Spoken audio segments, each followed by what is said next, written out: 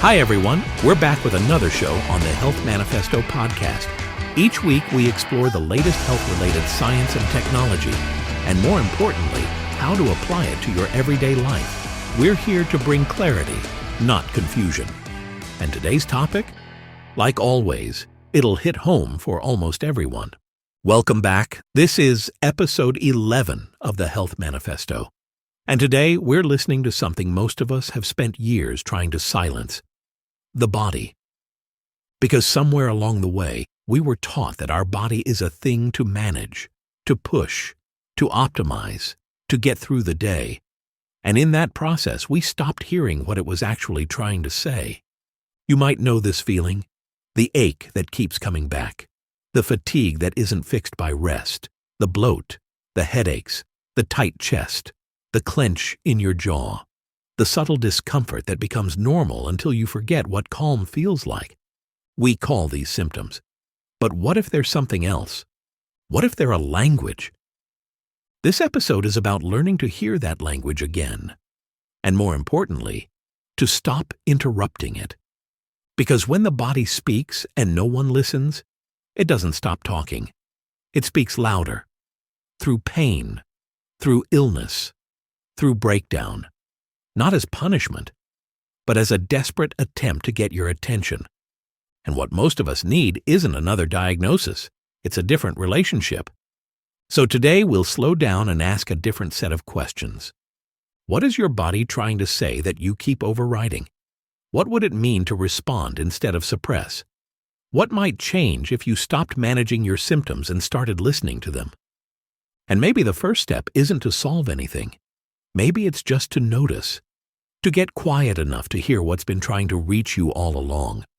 Not through words, but through signals, through rhythms, through the places where tension lives and energy won't move. This isn't about fixing the body. It's about beginning to listen before it has to shout.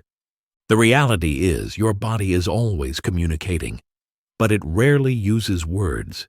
It speaks in patterns, in repetition. In the knot behind your shoulder blade that always shows up after certain meetings.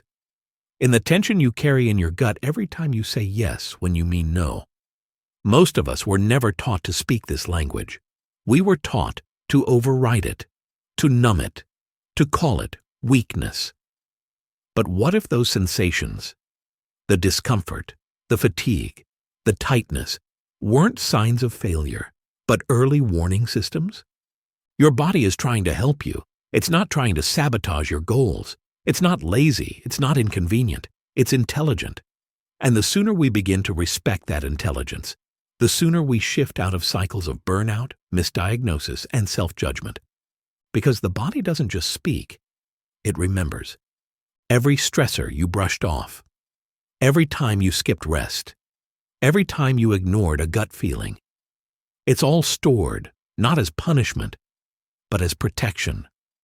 And when you begin to listen, you start to learn the difference between discomfort that signals growth and pain that signals a boundary has been crossed. This is the work. To unlearn the reflex to override, to replace reaction with curiosity, to rebuild confidence with the one place you've lived in your whole life and may have never truly heard. And reconnection doesn't rebuild through force. It rebuilds through repetition.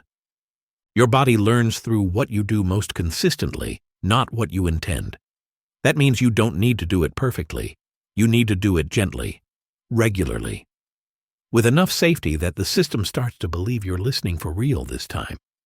That might look like checking in with your breath instead of your to-do list, or pausing before a meal to see if you're hungry or just stressed. It might look like noticing the clench in your jaw at the end of the day and asking, when did I start bracing? These are small things, but your nervous system registers them as signal. You're paying attention now? And when that attention becomes consistent, the body begins to downshift. Not because the symptoms are gone, but because the conditions have changed. Because you're no longer the one keeping the alarm ringing.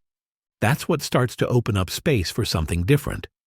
Not symptom-free, but less adversarial. Not perfectly regulated, but more connected. And in that space, something important comes back online.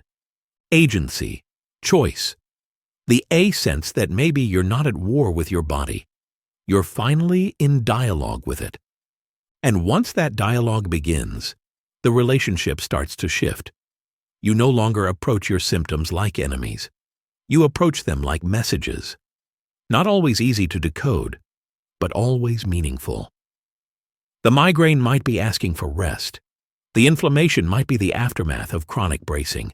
The fatigue might be the signal that your baseline has been overwhelmed for too long. This is where you learn to respond, not react. You learn to slow down enough to ask, what's underneath this signal? What changed? What am I needing that I haven't allowed?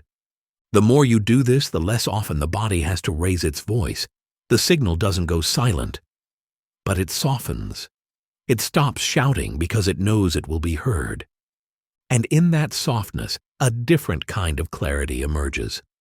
One where you're not chasing symptoms, but tracking connection. One where you begin to feel safe not because the symptoms are gone, but because you're no longer afraid of what they mean. That's not just healing, that's relationship. And relationship is what brings the body back to life. So maybe healing starts not with fixing what's broken, but with creating the conditions for the body to soften, to settle, to speak without shouting. That begins with pace, with noticing how fast you're moving, how quickly you dismiss the cues, how often you override sensation with strategy. The nervous system doesn't respond to logic, it responds to tone. This is why slowing down, even for 30 seconds, can be more effective than another supplement. It's not about stopping life. It's about tuning in long enough to notice what's actually true. Maybe your body's not flaring up because it's fragile.